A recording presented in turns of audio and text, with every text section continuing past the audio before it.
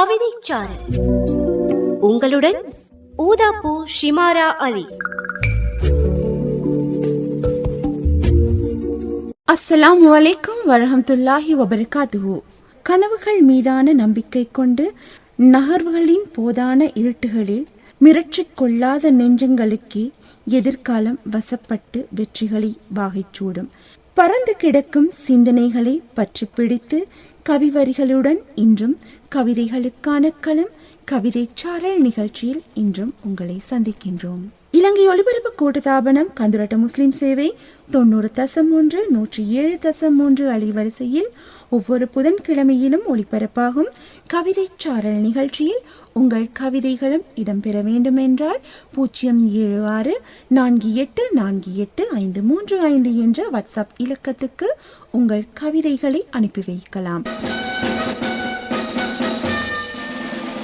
இன்றைய தினம் நாம் இலக்கிய தகவல் பகுதியில் பன்னூல் ஆசிரியர், ஊடகவியலாளர், கவிஞர் அஷ்ரப் ஷிஹாப்தீன் அவர்களின் இலக்கிய பணியை பற்றி பார்க்க போகின்றோம். மரபு கவிதைகளையும் எல்லோருக்கும் புரியும் வகையில் எழுதும் இவர் புது கவிதைகளையும் தனக்கே உரித்தான பாணியில் எழுதும் இயல்பை கொண்டவர். இவர் 1960 ஆண்டு பிப்ரவரி மாதம் 14 ஓட்டமாவடியில் பிறந்தார். இவரின் தந்தை மௌலவி MLM சிஹாபுதீன். கவிஞர், பன்னூலாசிரியர் அஷ்ரப் ஷிஹாப்தீன் அவர்கள் ஓட்டமாவடி மத்திய கல்லூரியிலும் வந்தாரமூலை மத்திய கல்லூரியிலும் கற்றதோடு ஜாமியா நலீமியாவில் 3 ஆண்டுகள் தனது கல்வியை தொடர்ந்தார். பலாலியில் உடற்கல்வி ஆசிரியராகவும் குடிவரவு குடியகழ்வு துறை அதிகாரியாகவும் அமைச்சர் ஒருவரின் இணைப்புச் செயலாளராகவும் இவர் பணியாற்றினார். கவிஞர் அஷ்ரப் ஷிஹாப்தீன் அவர்கள் யாத்ரா என்ற காலாண்டு சஞ்சிகை ஒன்றை வெளியிட்டார். இந்த சஞ்சிகை 22 சஞ்சிகைகளாக வெளியாகின. 17 நூல்களை வெளியிட்டுள்ளார். இதில் 3 சிறுகதை நூல்களும் அடங்கியுள்ளன. அத்தோடு இவர் மொழிபெயர்ப்பு நூல்களையும் வெளியிட்டுள்ளார். இவருடைய மொழிபெயர்ப்பு நூலானது மூல ஆக்கத்தை சிதைக்காத வகையில் மிகவும் அழகான நயத்துடன் அமைந்திருக்கும் என்பது குறிப்பிடத்தக்கது. இவருடைய இலக்கிய செயற்பாடுகளாவன இலங்கை இஸ்லாமிய இலக்கிய ஆய்வகத்தின் செயலாளராக இருந்ததோடு இஸ்லாமிய இலக்கிய மாநாடு 2002 ஆண்டு, 2016 ஆண்டு சர்வதேச எழுத்தாளர் மாநாடு 2011 ஆகியவற்றின் செயலாளராகவும் இவர் இருந்தார். இவர் பல விருதுகளை பெற்றுள்ளார். 3 தேசிய சாகித்ய விருதுகளை பெற்றுள்ளதோடு எண்ணெய் தீயில் எரித்தவள் என்ற நூலுக்காக தமிழியல் விருதினையும், தமிழ் வாமணி விருது 2011 ஆண்டு இஸ்லாமிய இலக்கிய மாநாடு காயல்பட்டினம் இந்தியாவில் பெற்றுள்ளார். மகரந்த சிறகு விருதினை கம்பன் கழகம் 2020 ஆண்டு இவருக்கு வழங்கியது. அத்தோடு இவர் கலாபூஷண விருதினையும் பெற்றிருக்கின்றார் என்பது குறிப்பிடத்தக்கது. அடுத்ததாக கவிஞரும் ஊடகவியலாளருமான அஷ்ரப் ஷிஹாப்தீன் அவர்கள் எழுதிய புகழ்பெற்ற ஒரு கவிதை அவருடைய குரலிலேயே ஒளிபரப்பாக காத்திருக்கின்றது. முஹம்மதுர் ரசூலுல்லா. முஹம்மத் என்று எழுதிவிட்டு முகர்ந்து பார்த்தேன், என் கலிமா விரலில் கூட கஸ்தூரி வாசம். மொழியின் உச்சம் கவிதை, மானுடத்தின் உச்சம் முஹம்மத். முஹம்மத் மனிதர்களின் முகம் பார்க்க அல்ல, அகம் பார்க்க உதவும் அதிசய கண்ணாடி. உம்மி முஹம்மத் நாமம் உச்சரிக்கப்படாவிட்டால் இந்த உலகத்தின் இதயமே இறந்து போய்விடும்.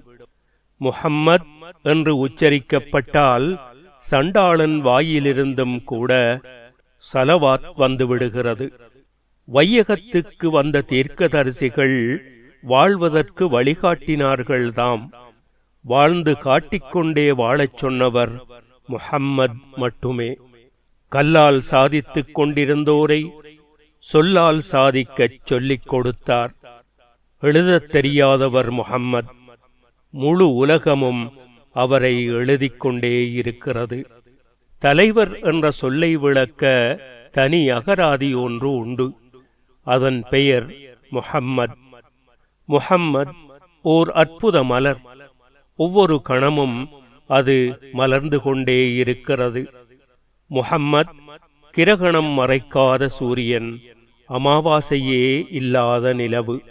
முஹம்மத் விட்டு கொடுத்து வெற்றி கண்டவர், நல்லது கொண்டு அல்லது அளித்தவர்.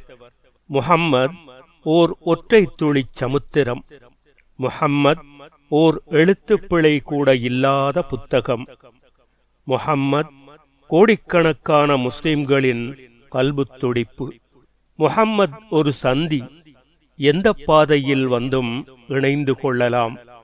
எண்ணெய் ஊறும் எரிமணற் பரப்பில் முஹம்மத் ஒரு ஜம்சம் கிணறு.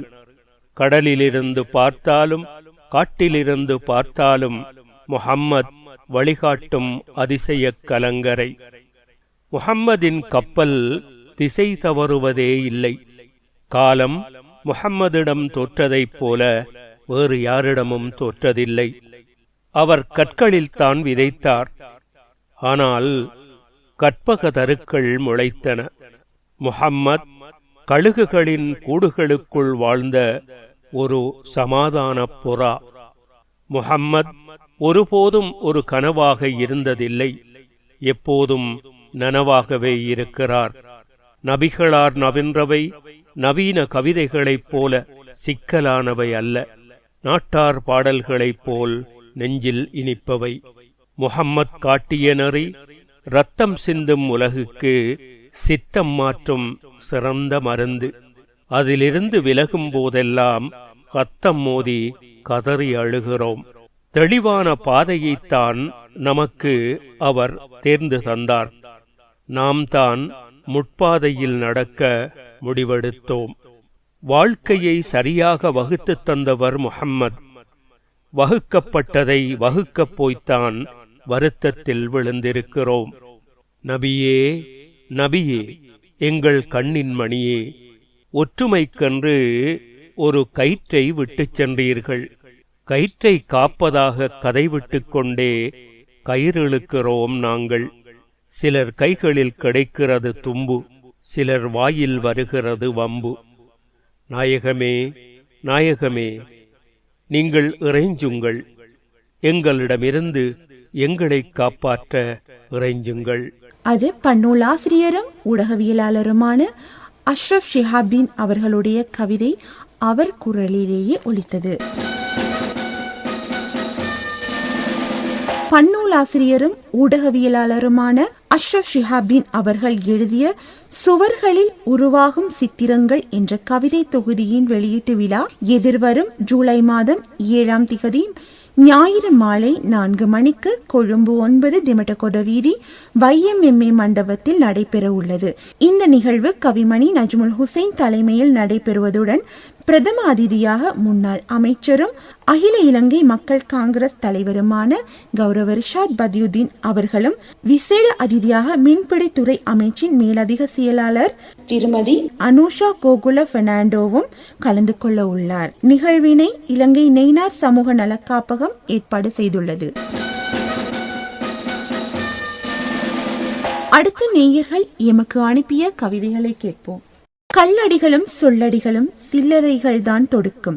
உன் உடல்தனை தாக்கும் எதுவும் உன் மனதை தாக்குவதில்லை. பின்னடைதலை தவிர்த்து முன்னோக்கிச் செல்.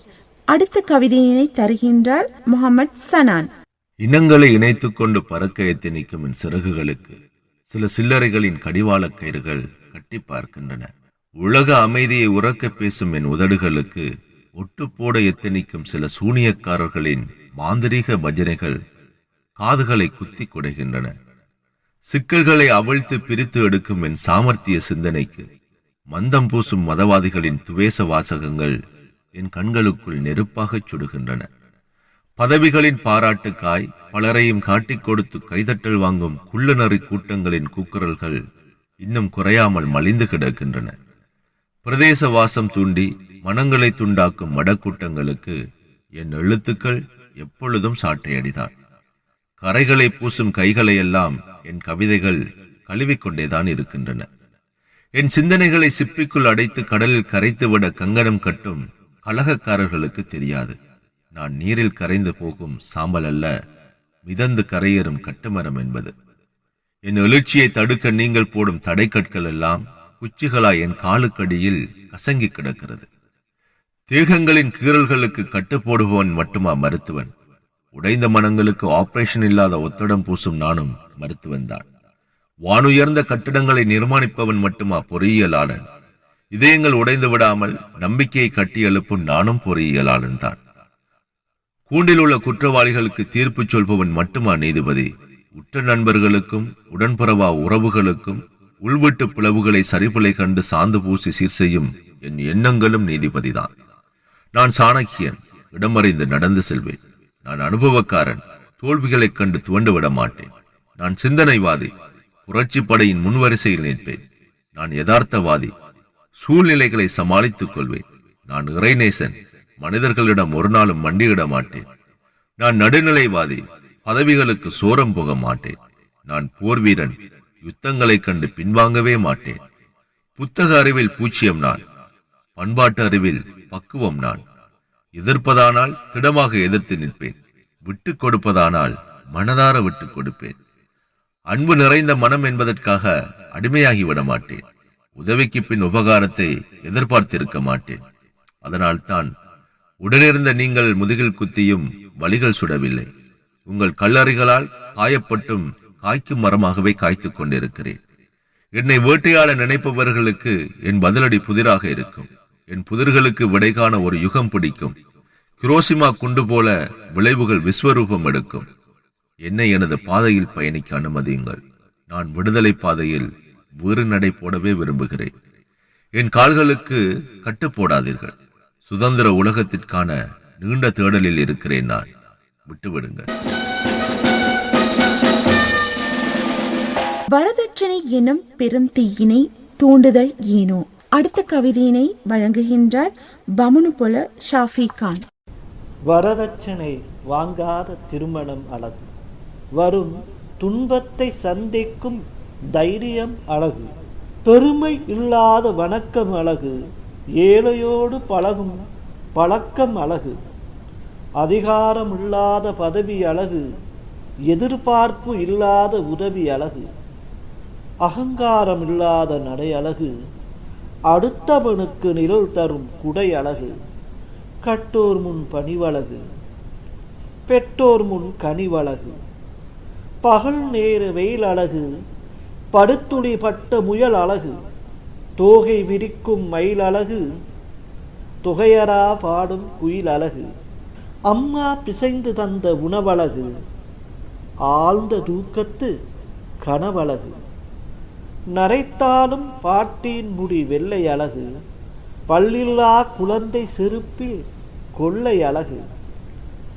கம்பன் காலத்து தமிழ் அழகு, கம்பன் காலத்து தமிழ் அழகு, கடலில் பொங்கும் குமிழ் அழகு, கதிரவனை பிரசவிக்கும் கிழக்கழகு, இரவின் ஆரம்ப நேரத்து விளக்கழகு, கூட்டு குடும்ப உறவழகு, கூட்டு குடும்ப உறவழகு, மின்சாரம் இல்லாத இரவழகு, சோலையோரத்து மொட்டழகு, செல்லமாய் அம்மா திட்டும் திட்டழகு, 70க்கு முன் சினிமா மெட்டழகு, ஔவையார் சொன்ன பாட்டழகு, கண்ணதாசன் சொல்லிய கவி அழகு, யுத்தங்கள் இல்லாத புவி அழகு, விரல்களை தாண்டாத நகமழகு, விரக்திகள் இல்லாத முகமழகு, தவழும் குழந்தை மொழி அழகு, தவழும் குழந்தை மொழி அழகு,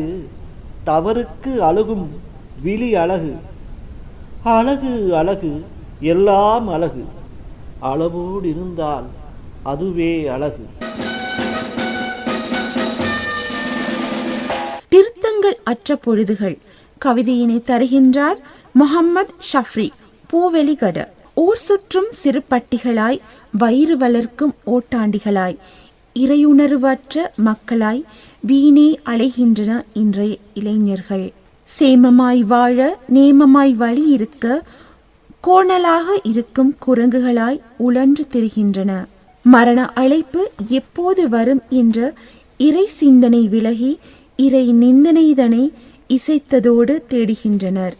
காலம் பொன்னானதென முக்கியம் அறியாத இவ்வுலகில் கால வீணடிப்புகள் நிறைகின்றன. பொழுதுபோக்குகள் வாழ்வென்றாகின. அறிவு வளர்ச்சியும் ஆளுமை திறனும் கட்டைவாளை போல் வளர்ந்திருக்கின்றன. இவர்கள் வாழ்க்கை திருத்தங்களற்ற பொழுதுகளாய் நல்வினையற்ற வெற்று பானமாகின்றன. சிந்தனைகளில் தூபமிடுபவைகள் வீணான மாசு மருக்களே. ஆக இனியாவது இதன் கண் உணர வேண்டியவை எவை என இதயமுள்ளவர்கள் பலர். அவைகளை விட்டுவிடுகின்றேன். அது முகமது ஷஃப்ரி, பூவெளிகட.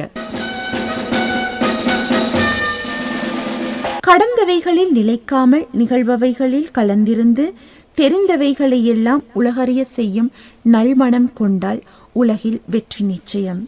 முதுகுக்கு பின்னால் வார்த்தை குத்துகள், முன்னோக்கிச் செல்வதற்கான உந்துகோள்கள். உடைந்து விடாதே மனமே முன்னேறிச் செல், உடைந்து விடாதே மனமே முன்னேறிச் செல். புதியதான எண்ணங்களை கவிதைகளாக வார்த்து உங்கள் கவிதைகளையும் அடுத்த வாரம் நிகழ்ச்சிக்காக அனுப்பி வையுங்கள்.